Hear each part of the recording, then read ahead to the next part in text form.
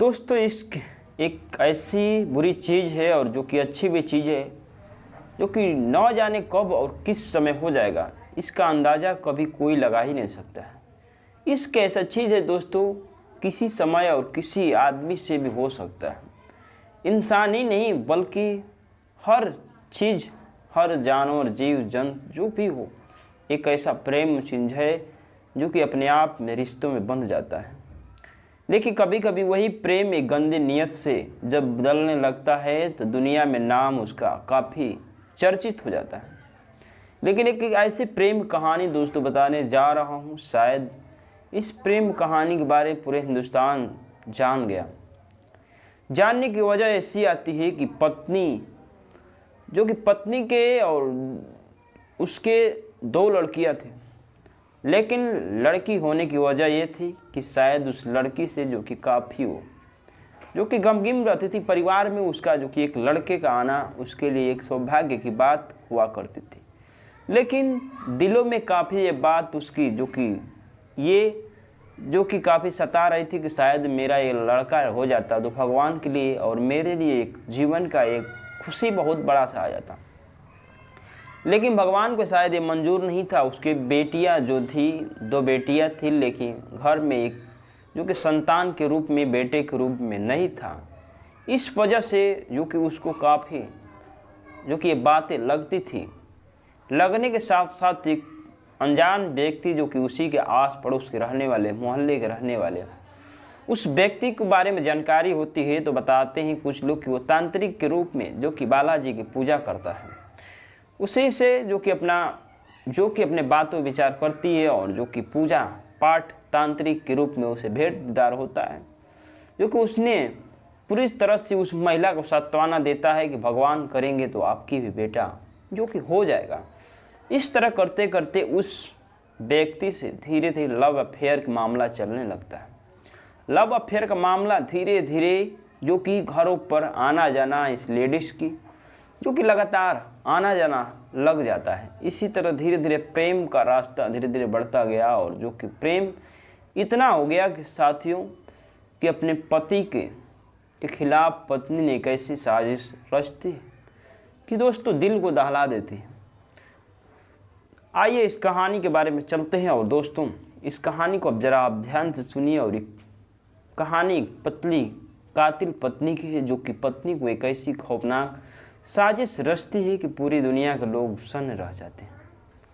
Please मेरे channel को subscribe कीजिए और कहानी एक अच्छे कहानी के साथ मैं आपके साथ पेश करूंगा और इस कहानी की लास्ट तक मेरे साथ बने रहिए। नमस्कार, प्रणाम, मैं JB शर्मा आप सभी का स्वागत करता हूँ। उत्तर प्रदेश के मुरादाबाद एक शहर पड़ता है। मुरादाबाद शहर जो कि रहने वाली एक पीतल कारोबारी अनिल चौधरी जो कि बताया जाता है दोस्तों कि कटघर थाना क्षेत्र के मोहल्ला गाड़ी खाना मुरादाबाद को रहने वाले व्यक्ति थे, जो कि उनकी पत्नी का नाम तनु होता है और एक बेटी जो कि नाम बड़ी बेटी थी, उनकी 13 साल उम्र थी, जो उस बेटी का नाम मानवी, और एक और बेटियाँ थी जो कि उनके पास 2 बेटियाँ थी। इसी बीच जो कि पीतल के कारोबारी थे, जो कि अनिल चौधरी जो कि पीतल के बहुत अच्छे कारोबारी थे, जो कि करोड़ों में उनका जो कि धंधा का जो कि प्रसार धीरे धीरे बढ़ता जाता है। परिवार जो कि काफ़ी हंसी खुशी के साथ जी रहा था। लेकिन दोस्तों उनके पास अनिल चौधरी के 2 बेटियाँ थी। 2 बेटियाँ जो थी, लेकिन एक भी बेटा नहीं था। इस वजह से उनको पत्नी को बहुत ही दुख होता था कि शायद हमारा अगर बेटा भी रहता तो शायद ये जो कि कमान घर का परिवार को जो संभालने वाला रहता, शायद तो अगले मेरे रास्ते को भी। लेकिन बेटा नहीं था। कुछ दिनों तक इंतज़ार पत्नी करती, लेकिन दिलों पर किसी किसी की बातें उसकी पहुंचती थी, बहुत काफ़ी ठेस पहुंचती थी, जो कि बेटे के चाहत में रास्ता धीरे धीरे जो गुजरते जाती है, समय का सिलसिला जो कि गुजरता है। इसी बीच उसको काफ़ी जो कि बेटे की चाहत होती है, लेकिन बेटा नहीं होता है। जो कि परिवार में खुशी तो थी, लेकिन पत्नी को जो कि तनु को खुशी नहीं थी। इस वजह से कुछ बेटे की चाहत में कुछ दवाई इलाज तांत्रिक पे हो जाना लगती है पत्नी, जो कि तनु जब जाने लगती है तो कुछ गांव के मोहल्ले के रहने वाले लोग, आस पड़ोस के लोग से, कुछ लोग से परिचय होता है दोस्तों। एक व्यक्ति जो होता है, जो उसका नाम होता है कन्हैया गुप्ता, जो कि एक उसी के बाजू में रहता था, जो कि मोहल्ले में रहता था, महबूबलालगंज में आमोद गुप्ता के यानी मकान के किराए पे रहता था। जो कि कन्हैया के चेले नाम पे दो व्यक्ति थे, एक आमोद व्यक्ति था और जो कि दूसरा था मोहित, जो कि संभल जिले के रहने वाला बहजोई का था, जो कि चेले के रूप में कन्हैया के दोनों जो कि रूप में थे, जो कि आमोद गुप्ता के मकान में, जो कि एक मालिक के मकान में रह रहे थे, जो कि करीब कई सालों से उस मकान में रह रहे थे। इसी बीच तनु उस व्यक्ति के ही कन्हैया के यहाँ पहुँचती तो कन्हैया ने, जो कि तांत्रिक के रूप में, जो कि छूट पाठ का पूजा पाठ करता था। बताया जाता है कि कन्हैया, जो कि एक तांत्रिक के रूप में, जो कि बालाजी की, जो कि नामों का हमेशा लिया करता था, बालाजी को जो कि हमेशा दरबार लगाया करता था। लेकिन कुछ इसी बात को लेकर के पत्नी अपनी पहुंचती है, जो कि एक समाधान बेटे की चाहत में पत्नी पहुंचती है। अनिल चौधरी की तनु पहुंचने के बाद धीरे धीरे वो जो कि अपना उससे जो कि रिश्ता बन जाता है, जो कि घर में आना जाना काफ़ी लग जाता है। तनु और दोनों जो कि आपसी जो कि धीरे धीरे अफेयर बढ़ जाता है, लव मामला जो कि लव तक पहुंच जाता है। धीरे धीरे कन्हैया जो कि इनका घर, तनु का घर जाना शुरू कर देता है, और जो कि झाड़ फूक झूठ मूठ का जो कि बहाना एक बन जाता है। इस वजह से दोनों की लव अफेयर मामला जो कि चढ़ जाता है। लव अफेयर इतना चढ़ जाता है कि एक दिन जब वो उसको नहीं देखती थी तो शायद इसकी बेचैनी हो जाती थी। जब भी कहीं भी अनिल चौधरी को पता जो कि होता था कि अगर शायद जाने वाला कहीं है, तो पत्नी उसे जो कि अपने घर पे बुला लेती थी। दोस्तों, इसी बीच प्रेम का मामला इन दोनों का बढ़ता चला जाता है। धीरे धीरे प्रेम इतना गहरा होता है कि एक दूसरे पे वो दोनों मरना जो कि जीवन के लिए बहुत कठिन हो जाते हैं। धीरे धीरे इतना प्रेम बढ़ता है दोस्तों कि एक जुदा होने के लिए बहुत ही लोग तन्हाई करते थे। दोस्तों, इसी बीच कुछ दिन पहले जो पता चलता है कि अनिल चौधरी जो कि घर से कुछ दिन के लिए जो कि बाहर जाने वाला है। पत्नी को जैसे ही पता चलता है तो पत्नी ने भी जो कि टूर्स पे जो कि कन्हैया के साथ तैयार हो जाती है, जो कि टूर्स जो कि राजस्थान जाना था। इसी बीच दोनों लड़कियों को लेकर के तनु और कन्हैया ले जाता है राजस्थान ले जाता है। राजस्थान ले जाने के बाद जो कि तनु और जो कि कन्हैया एक वीडियो बनाते हैं मोबाइल पे, जो कि शेयर करते हैं, रील्स बनाते हैं। वो वीडियो काफ़ी वायरल होता है। इसी बीच तनु का वीडियो उसके कन्हैया के साथ जब उसके पति देखता है, देखने के बाद जैसे ही पति देखता है तो काफ़ी गुस्से से लाल हो जाता है। उसने कुछ शक जाहिर करता है, शायद मेरी पत्नी इसके साथ गलत व्यवहार नहीं कर रही है। धीरे धीरे पति का शक इसी दायरे में धीरे धीरे बढ़ना लगता है। बढ़ने की वजह जो काफ़ी उसे जो डर सताने लगी, शायद मेरा पति अगर जान जाएगा तो बहुत बुरा हो जाएगा। इस तरह से धीरे धीरे रिश्ते जो कि काफ़ी मजबूत होते जा रहे थे। इसी बीच पति जान गया। धीरे धीरे घर पे भी कानाफूसी होने लगती है, और जो कि पति भी कभी कभी तनु को जो कि गालियाँ और घर में झगड़ा होना चालू होता है।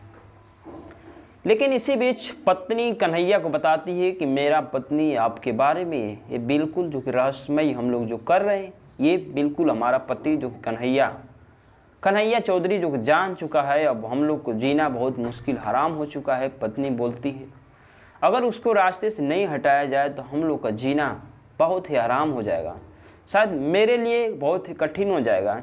इसी बीच दोस्तों पत्नी कुछ उसके खिलाफ साजिश रचती है, ऐसा जो कि दिल को दहला देता है। दोस्तों, पत्नी जो तनु कन्हैया चौधरी के साथ एक ऐसा साजिश रचती है, अपने पति के लिए जो कि अनिल चौधरी के खिलाफ। सारा दिल दहल जाता है दोस्तों। बताया जाता है दोस्तों 14 जुलाई 2024 की रात जो कि कातिल पत्नी जो कि अपने पति के खिलाफ एक ऐसी साजिश रचने जा रही थी, जो कि रच रही थी, लेकिन ये पति को बिल्कुल मालूम नहीं था कि हमारे खिलाफ पत्नी जो कि साजिश रच रही। धीरे धीरे दोस्तों खाना खा के 14 जुलाई 2024 के दिन था दोस्तों, और उस रात पति अनिल चौधरी जो कि सो जाता है खाना खाकर। बताया जाता है दोस्तों कि कातिल पत्नी ने उसके खाने में जो कि एक नशीली दवा भी दी थी। नशीली दवा होने की वजह से पति खाना खाता है, खाना खाने के बाद उसकी नींद आ जाती है। नींद की दवा भी उसकी पत्नी ने उस खाने में के साथ मिलाई थी, इस वजह से काफ़ी उसकी नींद आ गई।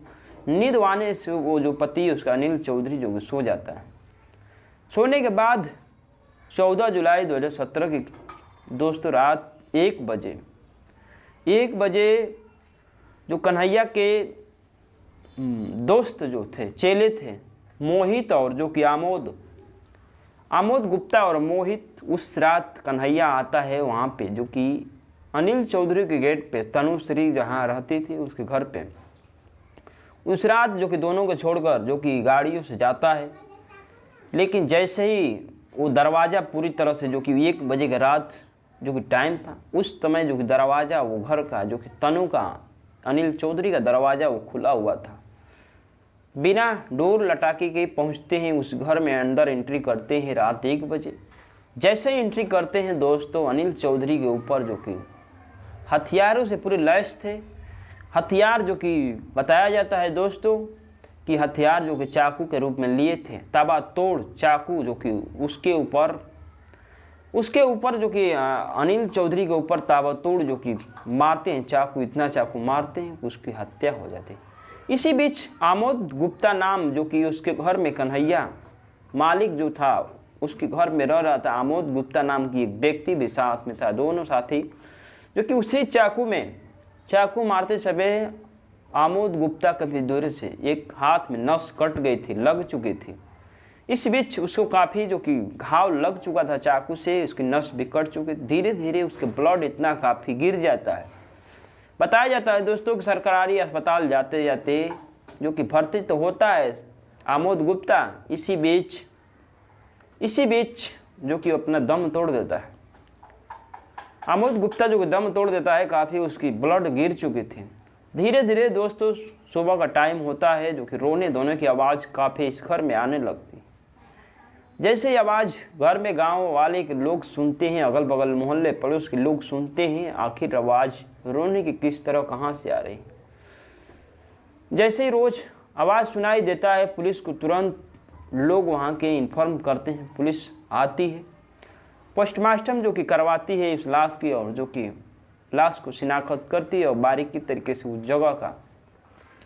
उस जगह का मुआयना करती है। देखती है तो चारों तरफ जो कि घर से बाहर तक ब्लड ही गिरा था। वहाँ पे जो कि पोस्टमार्टम लाश जो कि अनिल चौधरी की लाश को ले जाती है, और जो कि बारीकी तरीके से पोस्टमार्टम होता है तो सीधा उसमें रिपोर्ट में जो कि मर्डर का सीधा लिखा था, और नशीली दवा का भी जो रिपोर्ट में आया था सामने। लेकिन कहानी दोस्तों अब उलझा रही थी कि आखिर कत्ल किसने किया, क्यों किया। सबसे बड़ा सवाल था आखिर किससे दुश्मनी थी। लेकिन यहाँ तक कि अनिल चौधरी की किसी से दुश्मनी नहीं थी। एक आमदार व्यक्ति थे, जो कि प्रभावशाली व्यक्ति थे, जो कि लाखों में करोड़ों में कारोबारी थे, जो कि उनका हमेशा बाहर आना जाना जो कि था। लोगों में पूछताछ होती है, लेकिन पूछताछ में जो कि किसी का और किसी से दुश्मनी का नहीं आता है। सवाल ये आता है आखिर कत्ल किसने किया, आखिर वजह क्या थी। पूछा जाता है चारों ओर लोगों से, लेकिन इसके कत्ल के बारे में किसी से पता नहीं चलता। धीरे धीरे समय बीतता है, 1 2 4 घंटे 6 घंटा 12 घंटा बीतता है। इसी बीच बेटिया जो कि मानवी गुप्ता से पूछताछ होती है, पुलिस ले जाती है। मानवी बड़ी बेटी थी, 13 साल की उम्र थी। मानवी ने सीधे तौर पर बताती है, पुलिस को बताने लगती है इस कत्ल की दास्तान। दोस्तों पुलिस को साफ साफ बताती है कि पापा को जो कि मारने के लिए 2 लोग आए थे। तुरंत पापा जो सोए हुए थे, जिस समय चाकू से उसको गोद के हत्या कर देती है अनिल चौधरी की, उस समय बेटी जो कि उस समय कत्ल हो रहा था, जिस समय बेटी जग जाती है और माँ जो कि सोई हुई थी, माँ जो कि एक तरफ दूसरी तरफ जो कि सोई हुई थी, मैं उस समय जग गई और देख रही थी, सबको पहचान लिया मैंने। पहचानने के बाद जो कि मैं जिसको मामा बोल रही थी, कन्हैया को मैं मामा बोल रही थी, वो भी व्यक्ति रात में था। इस बात को जो कि पूरी बेटी ने बताती है, पिता कत्ल हिस्ट्री, और जो कि इन आरोपियों को पुलिस ने पकड़ती है। पकड़ने के बाद एक व्यक्ति को कन्हैया कुमार को पकड़ती है और कन्हैया कुमार को पकड़ने के बाद गिरफ्तार करती है। और दूसरा व्यक्ति मोहित जो कि संभल जिले का रहने वाला था, उस व्यक्ति को पुलिस ने जो कि गिरफ्तार कर रही है, जो कि और तीसरा जो व्यक्ति था मकान मालिक में जिसके कन्हैया कुमार जो कि रह रहा था, जो कि वो तो फिलहाल में उसकी मौत हो चुकी थी, जो कि पहले ही नस हाथ की कट चुकी थी, काफ़ी ब्लड गिर चुका था। इस वजह से ब्लड गिरने की वजह से जो कि आमोद गुप्ता की जो कि मौत हो जाती है, जो कि इन दोनों कातिलों से जो कि काफ़ी पूछताछ की जा रही है, जो कि कातिलों ने जो कि कन्हैया कुमार ने अपना गुनाह जो कि कबूल कर चुका है। इन कातिलों के लिए दोस्तों आप क्या कहना चाहते हैं? एक पति के लिए कातिल पत्नी बनती है और हवस की आग में पत्नी कातिल बनने पे पति को हत्या कर देती है और जो कि बुरा अंजाम देती है दोस्तों। और इस कहानी के बारे में आप क्या सोचते हैं? ज़रूर आप मेरे वीडियो को देखिए और लाइक कीजिए और शेयर कीजिए और कमेंट कीजिए और दोस्तों और हौसला मेरा बढ़ाते रहिए। और मेरे जय हिंद, जय भारत दोस्तों।